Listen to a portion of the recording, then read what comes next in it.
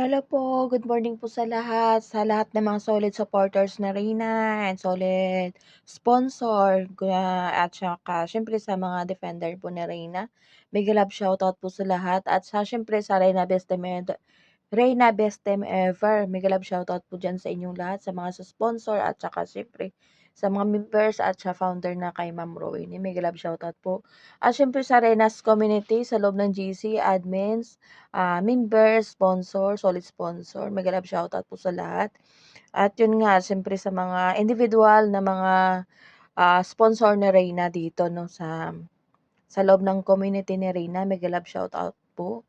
And also sa mga defenders ni Reyna, mega love shoutout. Ma'am Hasa 26 TV, pakisuportahan po. Ma'am LMG Official, Ma'am Rowene, mega love shoutout po. Pakisuportahan din po. And Sir Joel Salcedo, Sir Tito Manny Vlog, and Ma'am Naya Mix TV, Ma'am Sir Roger Mix TV, si Sir Jeric Agapay Vlog, at sino pa ba? At kung may nakalimutan ako guys, pasensya na po. Siyempre po inyong lingkod po, pakisuportahan din po. Salamat po. At yun nga guys, at yun nga po no, grabe po yung nangyayari ngayon sa social media, na binababoy na po si Reyna. Grabe po, ang masakla pa guys, yung mga gumagawain nito na nagpapalabas ng issue is yung dati niya pong supporter sa sponsor, isipin na lang natin bago tayo maglabas ng statement sana, iisipin natin kung nakakatulong ba kay Reyna or mapapasama ba dito si Reyna or mapapahiya at masisira yung pagkatao ng bata. At kahit kung ilagay na lang natin may nagawa si Ate Melanie na kasalanan po sa inyo, so hindi po yun kasalanan din ni Reyna kasi si Reyna po dito yung mapapahiya po eh. Sa ginagawa niyo po, yung sasabihin niyo dito sa social media na si Reyna, palahian, anakan po ng anak ng sponsors. Ano ba yun? Anak ng sponsor o kung sino man yan. Guys, hindi po yan si Reyna aso. Hindi si Reyna na baboy para anakan, 'di ba? Hindi niyo naisip po si Reyna po minor de edad. At si Reyna po, may sakit po, nagpapagaling yung bata, 'di ba? Dati minahal niyo kung ngayon po wala na po kayong pakialam kay Reyna kasi hate niyo po yung nanay ng bata. Hindi po kasalanan ni Reyna at hindi po wala pong kasalanan yung bata kung ano po yung nagawa ng nanay niyo ng nanay niya na ikinakagalit niyo, 'di ba? Bakit niyo po dinadamay si Reyna po? Si Reyna po napaka-inosenteng bata, 'di ba? Bago sana kayo maglabas ng statement sa social media, isipin niyo muna kung si Reyna ba maapektuhan dito, 'di ba? So ngayon sa pinagsasabi niyo sa social media, sa mga live, o ngayon ano nangyari sa Reyna po, kawawa po, binababoy sa social media. Kalat na kalat po na si Reyna is palahian, palahian daw ng kung sino-sino ba yun, kung sino yung sinasabi na palahian daw si Reyna. Maawa po kayo sa bata guys. Wala po siyang alam, inosente po siya. Wag naman ganun po.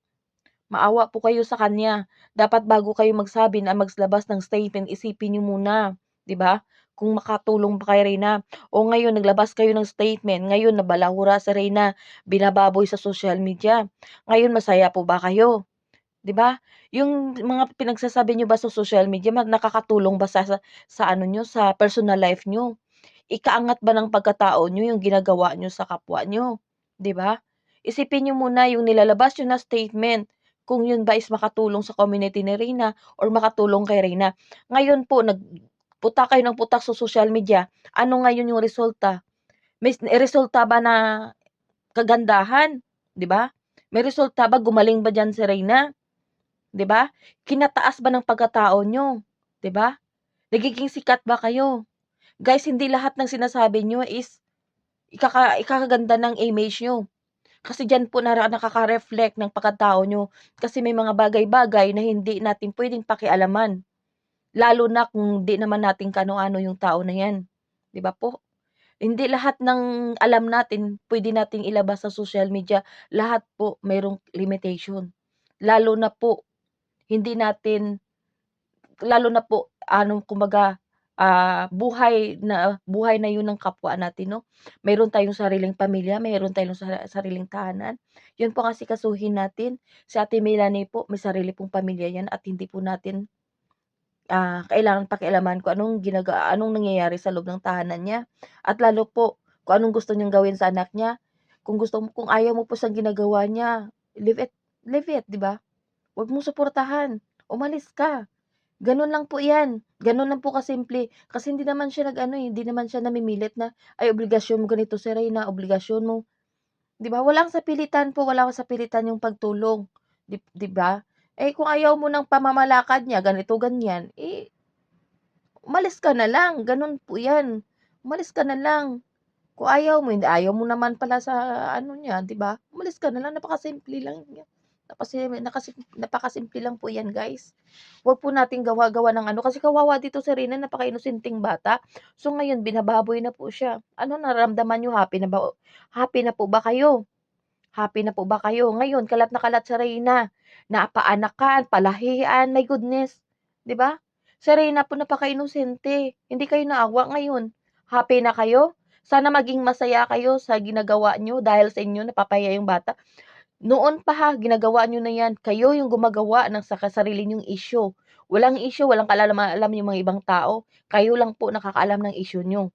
Kahit pilit ko na tinatanong sa Ate Melanie, pilit deny ni Ate Melanie dahil sabi niya, "Wala akong pakialam sa kanila Mars, dahil sa kanila lang may issue na 'yan dahil marites sila." Hmm. At dito lang po guys 'no, at kung may nasabi ako dito na hindi maganda, pagpasensyahan niyo na lang po. Dahil nasasaktan lang tayo po sa mga naririnig natin dito sa social media, lalo na yung word na palahian, naka-thumbnail. My goodness, shoutout po sa mga supporters na Reyna. At sa mga gumagawa ng issue, maawa po kayo kay Reyna 'no. Si Reyna po napaka-inosenteng bata, hindi niya po deserve 'to. Hindi niya po deserve, at lalo na yung 1M sponsor, hindi niya din po deserve na madamay dito sa mga issue na mga pointless na ano, puro kayo sabi niyo na may ilalabas, ilabas niyo na, 'di ba? Ilabas niyo na, para isahan na lang, ilabas niyo na po, 'di ba? At 'wag niyong idamay yung mga educated na mga sponsors ni Reyna kasi hindi, nakakahiya po, nakakahiya. Nandiyan lang sila para tumulong, tahimik, samantalang kayo ang ingay niyo po. Konting kahihiyan sa sarili ano, 'di ba? At ito lang guys 'no, at mega love shoutout po sa ating lahat. Salamat po sa mga solid supporters na Reyna na patuloy pa rin na lumalaban at nanatiling nagiging solid. At yun nga guys, God bless po sa ating lahat, and I love you all guys.